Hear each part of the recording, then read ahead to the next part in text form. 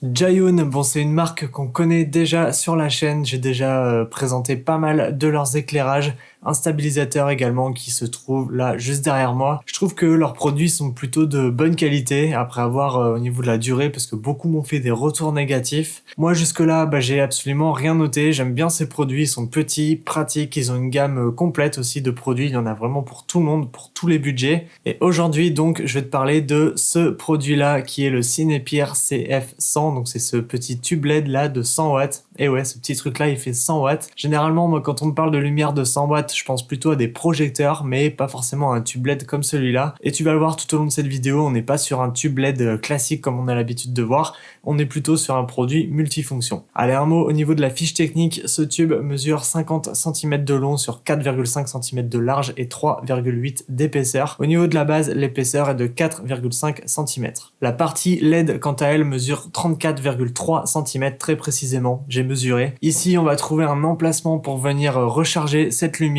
ou alors l'utiliser sur secteur parce que cette lumière peut être utilisée sur batterie. Donc on a de l'USB-C d'un côté, le câble est fourni avec, ainsi qu'une prise DC-in. Là par contre, on n'a pas de câble et moi je trouve ça un petit peu dommage parce qu'on pourrait très bien utiliser cette lumière en la branchant sur secteur par exemple. Et je pense aussi à quelqu'un qui n'est pas du tout équipé en éclairage et qui souhaite investir sur son premier éclairage, et il ne possède pas forcément de prise DC. Au niveau du poids, moi je m'attendais à quelque chose de plus léger pour être honnête, j'étais très surpris parce que ce tube LED pèse au total 952 grammes et 1,145 kg avec le système de volet. Donc clairement, on n'est pas du tout sur quelque chose de léger. D'ailleurs, attention à ça, si jamais tu veux l'installer sur un trépied, il va falloir penser à bien répartir le poids parce que sinon ce projecteur risque de tomber très facilement. Une caractéristique que je ne mentionnerai pas par contre, c'est le nombre de trous qui se trouvent sur les côtés. Ils sont beaucoup trop nombreux, mais c'est de cette manière que l'air va circuler parce que 100 watts, forcément ça chauffe beaucoup. Du coup, il faut trouver un moyen de rafraîchir cet éclairage et Jaeyoon n'a pas trouvé rien de mieux à faire que de faire des petits trous un petit peu partout. Et au travers de ces trous, on peut apercevoir les 6 ventilateurs qui se trouvent sur toute la longueur du tube LED ainsi qu'une énorme grille d'aération à l'arrière. Alors moi j'ai aucun moyen de mesurer la température, je vais pas m'amuser à faire ça, mais j'ai quand même constaté que ce tube chauffait énormément et aussi de manière très rapide. Lorsqu'on l'allume, il faut pas attendre plus de 30 secondes pour qu'on sente qu'il chauffe déjà pas mal. Et d'ailleurs en parlant d'allumage, tout se trouve à l'arrière, donc on a le bouton qui se trouve au milieu, une roue crantée qui se trouve tout autour de ce bouton qui fait office de bouton de sélection de mode. Donc on a le mode max, le mode FX, le mode HSI et le mode dim. Ça va nous permettre de switcher d'un mode à l'autre et la roue crantée, elle va nous permettre de sélectionner notre valeur. Tout en bas du tube, on a ici un pas de vis qui va nous permettre de fixer ce tube LED sur n'importe quel trépied. Alors je trouve ça juste un tout petit peu dommage, c'est que il y en a qu'un seul de ces pas de vis parce que ça limite vraiment les possibilités de fixation. Donc si jamais tu veux le mettre par exemple à l'horizontale, ça va être un petit peu compliqué. Je dis pas que ça va être impossible, mais il va falloir faire gaffe, comme je t'ai dit tout à l'heure, à faire en sorte à ce que le tube ne tombe pas, ne balance pas. Comme tu peux le voir sur cet exemple-là, le centre de gravité il se situe entre le premier et le deuxième ventilateur du bas, ce qui équivaut à environ 23 cm en partant du bas, donc quasiment la moitié de la taille de l'éclairage. Donc il y a vraiment du poids réparti partout. Il faut s'assurer d'avoir les bons trépieds pour maintenir tout ça. Alors j'en ai pas parlé, mais la qualité de ce tube LED, c'est du plastique. C'est pas du plastique un peu cheap comme on peut retrouver très souvent dans des produits au niveau de l'éclairage bas de gamme. En tout cas, moi j'ai pas du tout ce ressenti bas de gamme. On sent que c'est un petit peu plus dense, un petit peu plus solide. Alors personnellement, j'ai pas trop envie de faire des tests de crash test et de faire tomber tout ça. Mais bon, vu que le plastique c'est quand même un matériau qui est relativement léger, ça en dit long quand même sur tout ce qu'il y a à l'intérieur du produit, notamment au niveau des moteurs et des ventilateurs. À mon avis, c'est ça qui fait que ce produit pèse quasiment 1 kg. Et du coup, si jamais ça tombe, le plastique, même s'il a l'air solide, va très sûrement se casser dû au poids de tout ce qu'il y a à l'intérieur. Alors tu l'as vu et c'est livré avec, on a un support amovible qui est en plastique aussi, donc ça c'est un système avec 2 volets. Donc ça c'est vraiment très intéressant, ça va nous permettre de diriger la lumière. Donc c'est plutôt bien pensé, on va pouvoir le rabattre et l'étendre un petit peu comme on veut. On peut aussi l'enlever carrément si jamais on n'en a pas l'utilité. Et la manière dont il s'enlève, c'est super simple, on vient faire une pression ici sur les encoches en bas et en haut et ensuite on a juste à le retirer. Pareil pour le remettre, c'est super simple, un seul geste suffit pour l'enclencher. Et pour venir replier les volets, il n'y a pas forcément d'ordre précis, hein. Tu peux commencer par le côté droit et ensuite le côté gauche et inversement. Donc du coup, comme je l'ai dit, ça va nous permettre de diriger la lumière et ça, c'est une feature qui est quand même assez intéressante. Ça va nous permettre de contrôler précisément l'endroit qu'on souhaite éclairer. Donc c'est cette grande précision qui, je trouve, est hyper intéressante pour tout ce qui est backshot, lumière d'appoint, backlight, pour du top shot aussi. Enfin bref, il y a beaucoup de possibilités différentes et le côté aluminium fait que la lumière va réfléchir dessus et devenir un petit peu plus homogène, un peu moins brute que s'il n'y avait rien. Autre accessoire qui est livré avec le Cinepeer CF100, c'est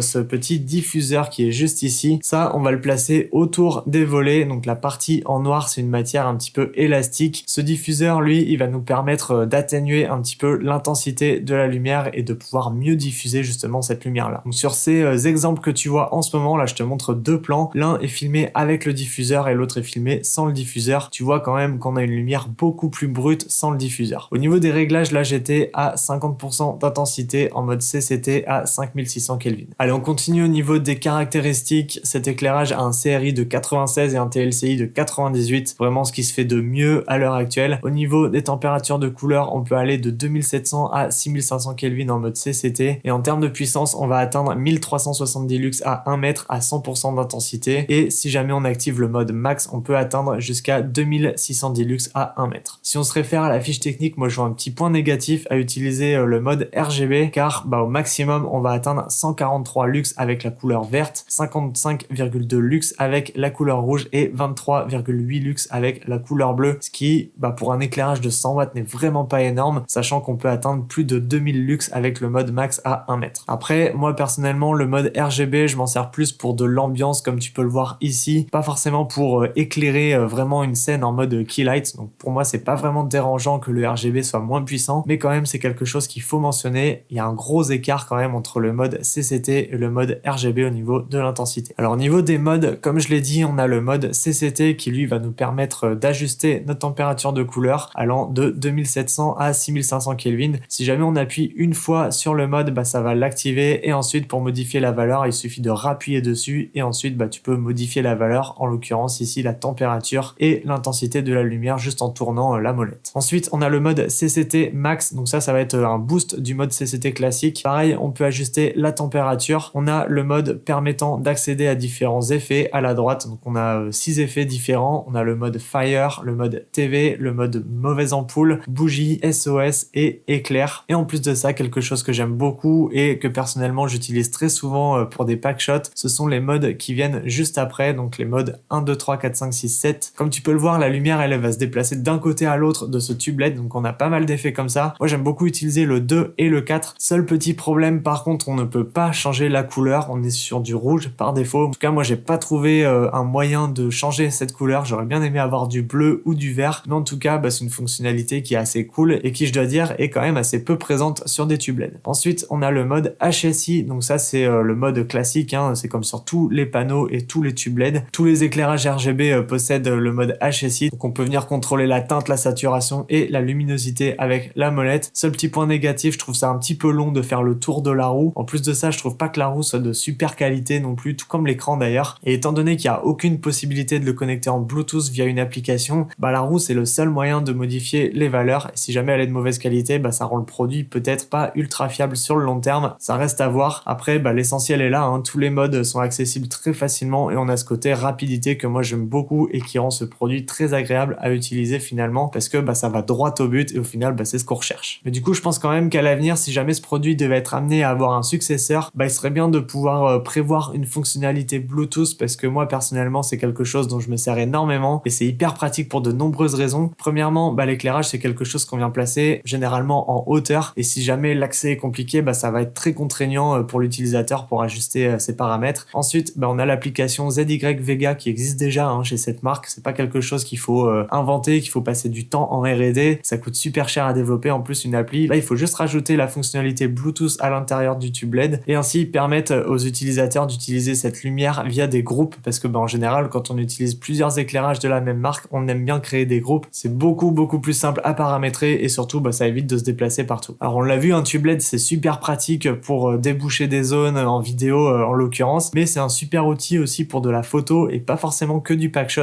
On peut s'amuser à faire de la longue expo par exemple avec, faire de la photo automne nuit, créer des ambiances particulières. L'avantage d'être sur batterie, c'est qu'on peut l'amener absolument partout. Au niveau de l'autonomie de la batterie, la marque nous annonce 31 minutes en mode max à 4300 Kelvin, 1h06 en mode CCT à 5600 Kelvin à 100%, 2h27 à 50% et 5h34 à 20%. Moi, pour te donner un ordre d'idée, j'ai utilisé en mode RGB pendant toute une soirée, sachant qu'il était chargé avant de partir. Et lorsque je suis rentré chez moi, j'avais utilisé un bon 3/4 de la batterie. À mon avis, ce qui use plus la batterie, c'est l'utilisation en mode CCT plutôt qu'en mode température de couleur. Étant donné que le mode CCT, c'est grâce à ce mode-là qu'on va pouvoir bénéficier des 100 watts de ce tube, c'est tout naturellement, je pense qu'il est le plus énergivore. Le mode HSI, lui, il consomme pas grand-chose. Alors on l'a vu il y a quelques instants au début de la vidéo, il y a 6 ventilateurs de présents dans ce tube LED. La marque annonce que le système de ventilation est inaudible. J'ai voulu tester ça, justement, je te laisse avec quelques exemples. Là, j'ai placé le micro vraiment juste à côté de l'éclairage et j'ai essayé plusieurs modes, plusieurs intensités.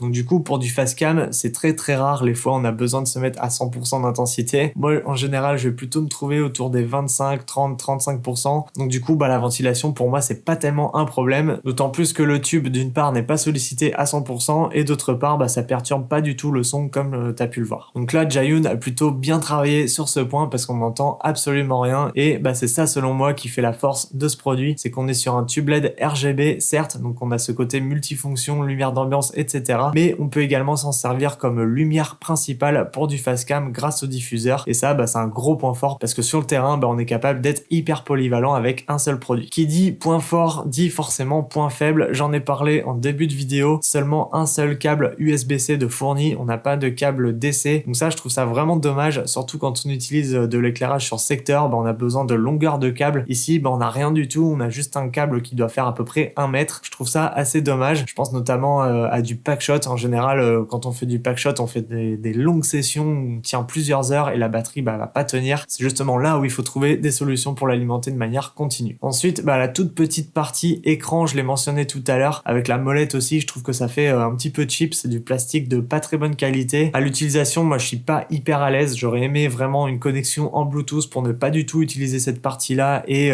tout contrôler via mon appli. Ça, pour moi, c'est une petite frustration parce que c'est quand même bien pratique. Et enfin, dernier petit point négatif, ça manque de possibilités d'attache, d'accroche. On n'a aucun système qui permet de le fixer horizontalement. Ça aurait été compliqué avec tous les trous, mais bon, j'imagine juste 1 ou 2 cm² de plastique avec un filetage au milieu. Je pense que ça aurait pu passer. Enfin voilà, il y a quand même pas mal d'axes d'amélioration, mais globalement, on est sur un produit qui tient toutes ses promesses. J'aime beaucoup, moi, le fait de pouvoir spotter la lumière. En plus de ça, c'est pas très gros, ça se transporte assez facilement. C'est pas comme un projecteur où là, ça va être un petit peu plus contraignant. En ce qui me concerne, moi, je vais continuer à l'utiliser essentiellement pour du pack shot. Le diffuseur, lui, va m'amener une lumière un peu plus puissante et douce à la fois, le tout dans un produit compact. Et ça, typiquement, c'est exactement ce que je recherche dans ce genre de produit. Au niveau du prix, on va retrouver le Cinepeer CF100 à 199 €, ce qui pour un éclairage de 100 watts est plutôt pas trop mal. J'aurais aimé que ce soit 20 ou 30 € moins cher, mais on a quand même des accessoires de fournis, une puissance de 100 watts, mine de rien, donc c'est plutôt bien placé. Donc si jamais tu recherches quelque chose de très puissant en RGB, je vais pas forcément te conseiller ce produit. On en a parlé, la puissance en luxe est vraiment pas très élevée. Le Five Array que j'ai testé il y a quelques mois sur la chaîne fait seulement 20 watts et il est bien plus puissant en mode RGB. Mais par contre, sur le Cinepeer, on a ce système de diffusion avec les volets réglables qui font que sur ce produit-là, on a un meilleur contrôle sur la directivité de la lumière. La batterie tient plus longtemps aussi. Et puis on a des petits effets sympas si jamais tu as envie de t'amuser un petit peu. Quoi qu'il en soit, moi je te laisse un lien de ce produit dans la description si jamais ça t'intéresse. Et moi je te dis à tout de suite dans cette vidéo qui s'affiche juste ici, dans laquelle je t'explique comment éclairer un clip de musique.